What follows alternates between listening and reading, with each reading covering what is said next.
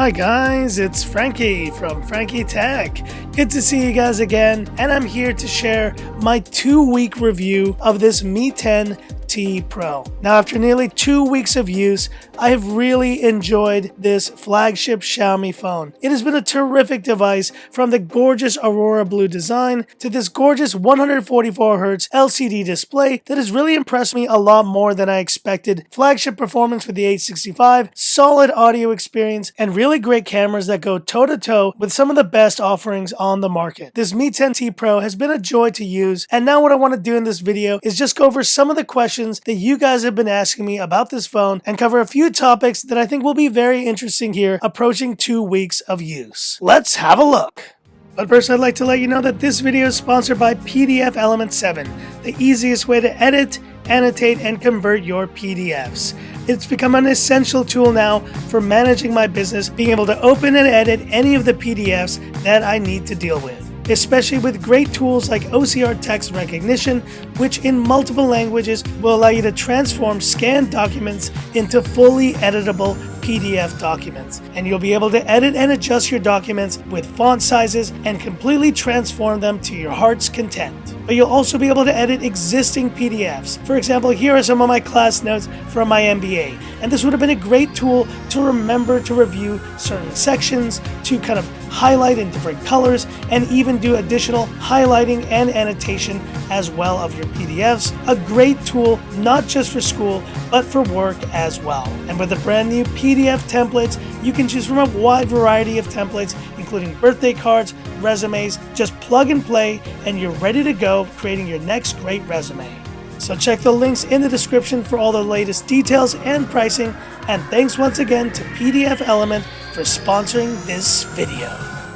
So the first question involves the display, specifically the refresh rate. Frankie Tech, have you noticed any kind of slowdowns or anything related to the 144Hz that you want to let us know about? And I can tell you this, guys, I've been using this phone at 144Hz since I got it. I have not switched down to the 90Hz refresh rate. Now at 90Hz, it's smooth, but I do notice a bit more of that judder that you would see at 60Hz. And some of you might not notice the difference, but I definitely do. And I think LCD displays, for some reason, perform better when you use them at higher refresh rates. Once you go down to 90Hz on this phone, it really doesn't feel any smoother than my 60Hz iPhone 12. But at 144Hz, this phone has been buttery smooth. And I think a big reason of this, guys, is because the Snapdragon 865 is able to manage it. You know, we've seen these kind of higher refresh rate LCD displays on phones, but the CPUs just aren't up to the task of keeping things smooth. That's not the case here with this Mi 10T Pro. Everything is really smooth and just flows very well. And I think the combination of the flagship chipset with a high refresh rate LCD makes that possible. So I have no plans to switch to a lower refresh rate on this Mi 10T Pro.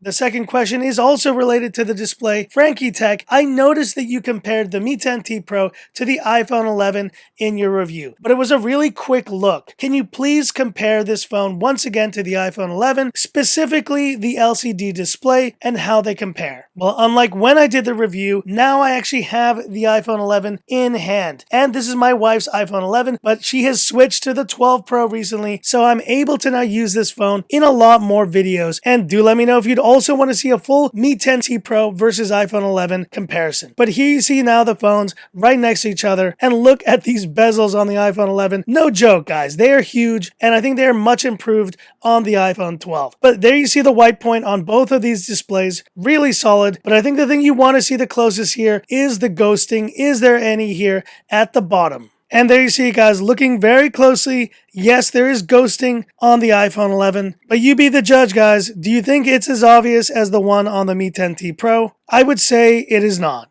Now, it's not to say it's bad on the Mi 10T Pro, but it's just more obvious, but you can definitely tell that the LCD on both of these phones is suffering from that issue. And here you see it on the sides. It's kind of hard to show, but it's really, really subtle on the iPhone 11. You can barely notice it. While here on the Mi 10T Pro, there's a little bit more of that dimming. You can kind of just tell here from the angle where it goes from white to this kind of darker gray. It's just a little bit more obvious all across the board here. Now, guys, don't get me wrong. I still stand by what I said, that I prefer the LCD display on this Mi 10T Pro because of the better resolution, because of the higher refresh rate. But to all you guys thinking that the iPhone 11 display is completely crap next to it, it is not, guys. And even the resolution I still think looks good on this iPhone 11. It's definitely not as sharp as the Mi 10T Pro, but the quality of this panel is still really, really good. And what makes this potential comparison even more interesting is the fact that the iPhone 11 just got reduced in price from its original $699 starting price in the US to now $599. So this phone is very much in the range of this Mi 10T Pro. And yes, I know in countries like India, this phone probably still costs $1,000 US,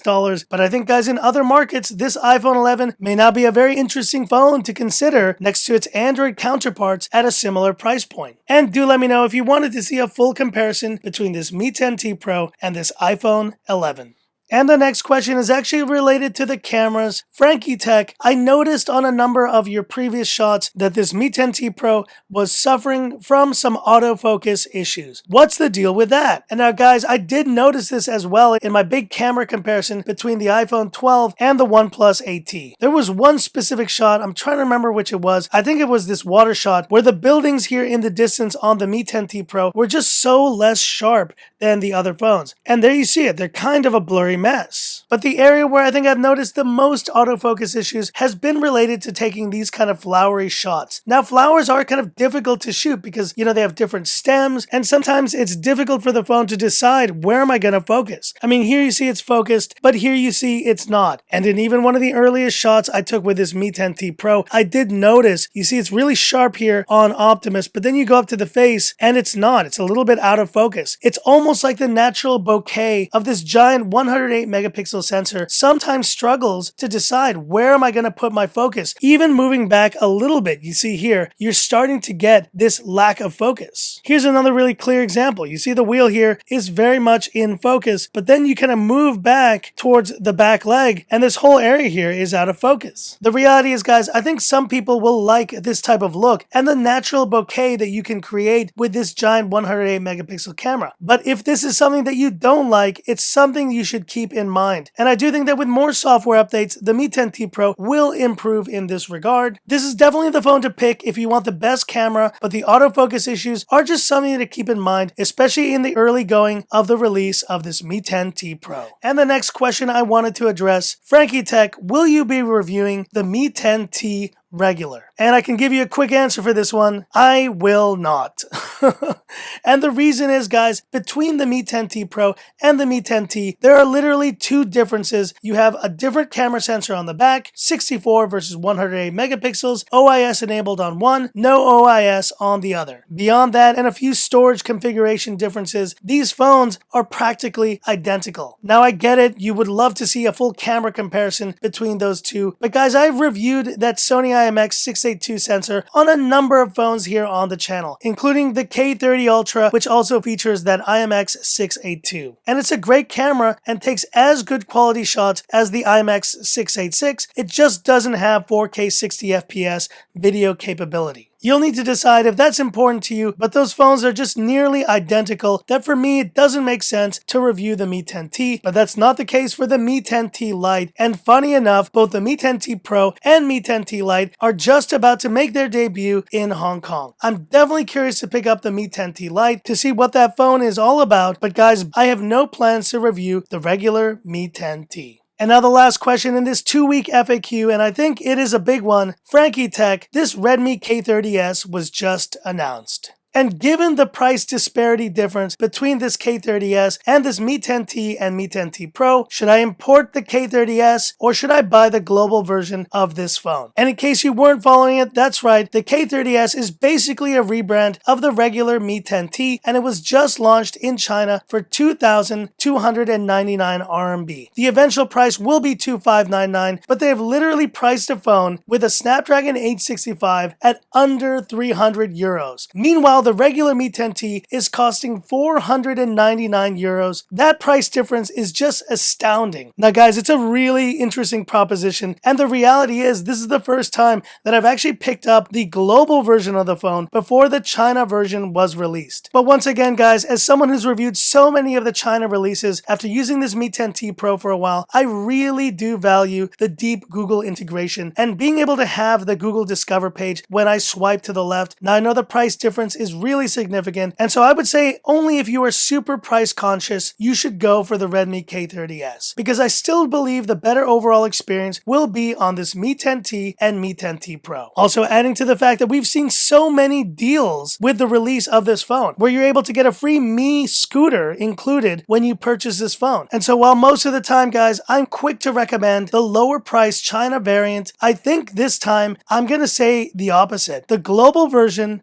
is the way to go. It's just such a polished experience here, and I do think the ROM team has done a great job with this Mi 10T release. So once again, unless you really are strapped for cash and you want to get this phone on the cheap, definitely I would say go for the global version of the Mi 10T and Mi 10T Pro. And so that's it, guys. And so 12 days in, approaching 2 weeks, I really have enjoyed this phone. And despite having a bunch of other AMOLED displays to pick up and use, I do find myself coming back to this phone quite a bit. It's really surprising, especially given the fact that I've been the one who's been pretty critical of these high refresh rate LCD displays. I really do like this phone, and I won't even say despite the display. I like the display as well, and I think you will really enjoy this Mi 10T Pro. Definitely consider it, or consider the regular Mi 10T. I can highly recommend this phone after nearly 2 weeks of use. It is definitely up there with the best Xiaomi flagship phones released this year. But hit me up in the comments. What are your thoughts on this Mi 10T Pro? Is LCD still a deal breaker for you? Or do you think, just like I am thinking now, that this is actually one of the better Xiaomi flagship releases of the year? Hit me up in the comments. I'd love to hear about it. And that's it for this video. If you liked it, give me that thumbs up. And if you love the content of Frankie Tech, subscribe to the channel. Hit the bell icon for future updates. Stay tuned, guys. More great content coming up. And thanks once again to PDF Element 7 for sponsoring this video. And this is where I leave you by saying,